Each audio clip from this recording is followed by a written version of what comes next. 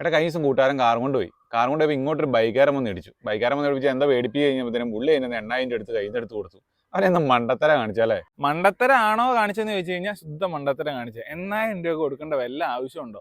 അപ്പം നിങ്ങൾ ഇതുപോലെ വണ്ടിയായിട്ട് പോകുന്ന സമയത്ത് ഇപ്പം നിങ്ങളുടെ ഭാഗത്തെ കുറ്റമാണെങ്കിൽ തന്നെ വണ്ടി ഇടിച്ചിട്ട് 1-2 അലമുണ്ടാക്കിയിട്ട് ഈ പറയുന്ന 8,000 രൂപ 10,000 രൂപ വേണമെന്ന് പറഞ്ഞാൽ 10 പൈസ കൊടുക്കേണ്ട ആവശ്യമില്ല. കാരണം നമ്മൾ വണ്ടിക്ക് ഇൻഷുറൻസ് എടുക്കുന്നത് പറഞ്ഞു കഴിഞ്ഞാൽ നമ്മുടെ വണ്ടിക്ക് ഇൻഷുറൻസ് എടുക്കുന്നത് നമ്മുടെ വണ്ടി തട്ടിക്കഴിഞ്ഞാൽ നമ്മുടെ വണ്ടിക്കുള്ള പണി നമ്മുടെ പ്രൊട്ടക്ഷന് വേണ്ടിയിട്ടാണ് നമ്മൾ ഇൻഷുറൻസ് എടുക്കുന്നത്. അതുപോലെ തന്നെ ഇടിച്ച ആളുടെ വണ്ടിക്ക് ഇൻഷുറൻസ് ഉണ്ടെങ്കിൽ അവനും അതുപോലെ തന്നെ ഇൻഷുറൻസിന് ക്ലെയിം ചെയ്ത് കഴിഞ്ഞാൽ പൈസ മൊത്തം കിട്ടുന്നതാണ്. ഈ ഇൻഷുറൻസിന് ക്ലെയിം ചെയ്യണമെങ്കിൽ ഒരു 1,000 രൂപ മുകളിൽ ചെറിയൊരു മുടക്കമുണ്ട്. അപ്പോൾ അത്യാവശ്യം പൈസ മുടക്കമുള്ള കേസാണെങ്കിൽ ഇൻഷുറൻസ് ക്ലെയിം ചെയ്യാവുള്ളൂ. പിന്നെ മാക്സിമം ഈ പറഞ്ഞ കേസിൽ ഒത്തുതീർപ്പാക്കാൻ നോക്കുകയാണെങ്കിൽ അങ്ങനെ ആക്കുന്നതാണ് നല്ലത്. അല്ലാണ്ട് ഈ പറഞ്ഞ പൈസയ്ക്ക് ആവശ്യപ്പെട്ട് കഴിയുമ്പോൾ വലിയ പൈസ അല്ല 1,000 രൂപയാണെങ്കിൽ കൊടുത്ത് ഒഴിവാക്കുക. അല്ലാണ്ട് വലിയ പൈസയിലൊക്കെ ചോദിച്ചു കഴിയുമ്പോൾ 10 പൈസ കൊടുക്കേണ്ട ആവശ്യമില്ല. കയ്യോടെ തന്നെ പോലീസ് സ്റ്റേഷൻ വിളിച്ചിട്ട് ഒരു കേസ് അങ്ങ് രജിസ്റ്റർ ചെയ്യുക. പിന്നെ അത് അതിൻ്റെ വഴിക്ക് അങ്ങ് നടന്നോളും.